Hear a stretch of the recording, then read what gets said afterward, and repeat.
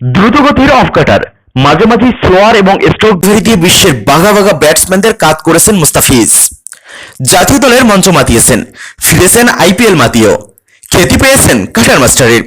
কিন্তু সেই মুস্তাফিজ অনেকটা বিবর্ণ, আগের মতো বলে গতি নেই, স্লোয়ার কাটারের তাই কার্যকারিতা কমেছে। অনেকের মতে ফিজের রহস্য উন্মোচিত হয়ে গেছে। তবে ইংল্যান্ড বিশ্বকাপে বাংলাদেশের এই পেসার ভরসা রাখছেন তার সেরা অস্ত্রের উপরেই। ইংল্যান্ডে মের শেষের তারিখ থেকে বসবে বিশ্বকাপের আসর। অফ কাটার এবং স্লোয়ার সেখানে বন্ধুর মতো আচরণ করবে বলে মত মুস্তাফিজের।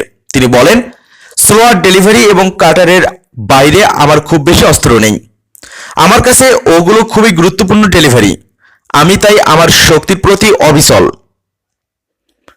মুস্তাফিজ বর্তমানে মাঠের বাইরে আছেন। নিউজিল্যান্ড সফর শেষে ছুটি কাটিয়ে ঢাকা প্রিমিয়ার ডিভিশন ক্রিকেট লিগে ফিরেছেন। শাইনপুকুরের হয়ে একটি ম্যাচও খেলেন। এরপরেই অনুশীলনে চটে পড়েন তিনি। বিশ্বকাপ দলে থাকলেও কন্ডিশনিং ক্যাম্পে তিনি এখনই যোগ দিতে পারবেন না।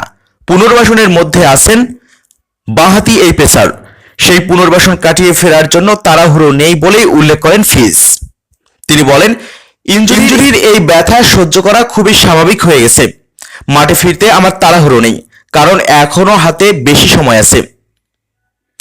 বিশ্বকাপে ম্যাচের ফাঁকে ফাঁকে বিরতি আছে, আশা করছি কোনো সমস্যা হবে না। তবে কে কখন চটে পড়বে তা তো আর বলা যায় না।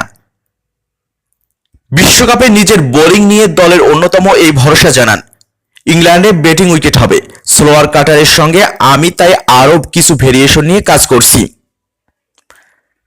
এদিকে অস্ট্রেলিয়া নিউজিল্যান্ড বিশ্বকাপের পরই জাতীয় দলে অভিষেক হয় মুস্তাফিজের।